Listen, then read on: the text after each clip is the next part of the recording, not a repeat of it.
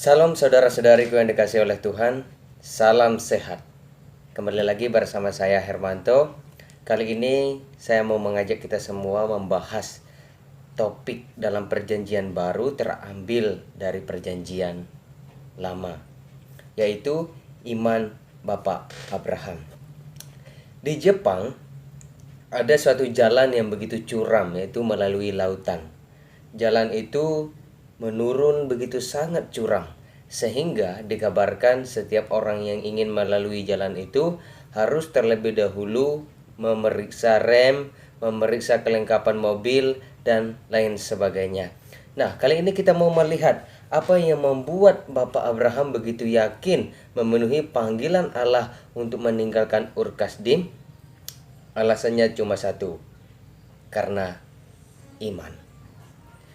Yang pertama, imanlah yang menuntunnya. Kita mau melihat sola fide, hanya oleh iman, ya, seperti yang diungkapkan oleh Martin Luther. Bagaimana kita melihat ternyata Abraham berjalan itu dengan imannya. Imannya yang menuntun ia untuk keluar dan berjalan dari Ur Kasdim menuju tanah yang dijanjikan oleh Tuhan. Ia meninggalkan keluarganya, ia meninggalkan bangsanya, ia meninggalkan harta kekayaan yang ia miliki untuk pergi ke suatu tempat yang tidak ia ketahui. Disinilah iman menunjukkan bahwa imannya menuntun Abraham. Yang kedua, imanlah yang meyakinkannya. Ketika Allah berjanji dan datang kepada Abraham, Allah menjanjikan bahwa ia akan mewarisi tanah. Nah, dalam perjalanan Abraham tersebut kita melihat ternyata tanah itu bukannya diberikan, melainkan Abraham justru menjadi orang asing di tanah itu. Nah, kalau demikian, bisa saja bukan Abraham meragukan janji Allah, bisa saja bukan Abraham tidak percaya janji Allah, tetapi tetap imannya yang kuat, imannya yang meyakinkan bahwa janji Allah itu nyata dalam hidupnya. Yang ketiga, iman yang menggenapinya. Kita mau melihat janji Allah juga terkandung bahwa Abraham akan menjadi bangsa yang besar. Kita melihat ternyata di umur Abraham yang sudah lanjut, bahkan istrinya Sarah juga sudah tua, mereka tidak mempunyai anak. Bukankah hal ini impossible? Sebenarnya bisa saja Abraham meragukan hal itu. Tetapi dengan imannya yang begitu kuat, sehingga Allah menggenapi janji tersebut, Allah mengaruniakan anak, yang kemudian Allah minta anak itu untuk dipersembahkan. Disinilah peristiwa penting iman Abraham diuji. Bagaimana Abraham tetap percaya ketika anak yang ia dapatkan begitu dengan susah payah, dengan perjalanan panjang, di masa yang sudah lanjut dan umur yang sudah tua, Allah suruh persembahkan, ia tetap mempersembahkan Ishak. Sehingga Allah memandang itu sebagai iman, dan Allah menggantikannya dengan binatang.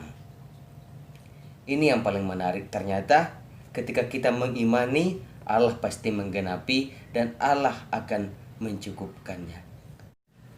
Apa yang membuat Abraham begitu diberkati oleh Tuhan dan sukses dalam perjalanannya? Yaitu karena imannya. Yesus pernah berkata di dalam Markus pasal yang ke-11 ayatnya yang ke-24, "Aku berkata kepadamu, setiap yang kamu minta dan doakan, percayalah bahwa hal itu sudah diberikan kepadamu, maka hal itu akan diberikan kepadamu." Artinya, imani dulu, baru akan dilakukan oleh Allah. Salah jika kita ingin meminta dahulu, baru kita mengimani.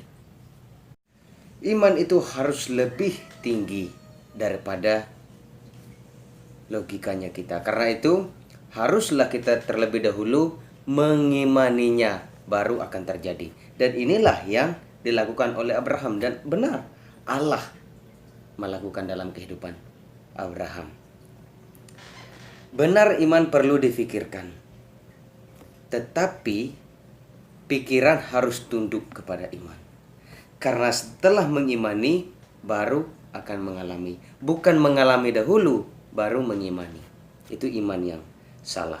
Mari kita mencontohi iman Abraham, mengimani terlebih dahulu, maka niscaya Allah akan melakukan dalam kehidupan kita.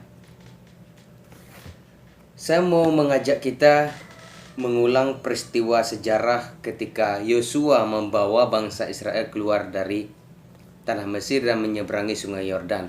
Ketika mereka diperintahkan untuk membasmi semua orang yang menghadang di depan mereka. Ketika mereka mengelilingi tembok Yeriko, ternyata sebelum itu ada 2 orang pengintai. Nah, 2 orang pengintai ini bertemu dengan Rahab. Rahab, ia sebenarnya tidak tahu apa yang akan dilakukan oleh bangsa Israel. Tetapi karena ia percaya, ia mengimani, lalu ia merahasiakan kedua orang ini yang menjadi mata-mata Yosua dan bangsa Israel. Sehingga ketika Yeriko direbut, Rahab dan keluarganya diselamatkan.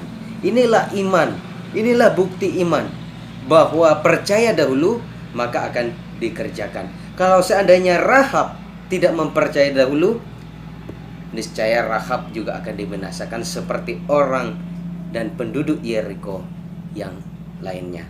Mari kita bersama mengimani setiap janji Tuhan, maka niscaya kita akan mengalaminya. Salam sehat, terima kasih, Tuhan Yesus memberkati.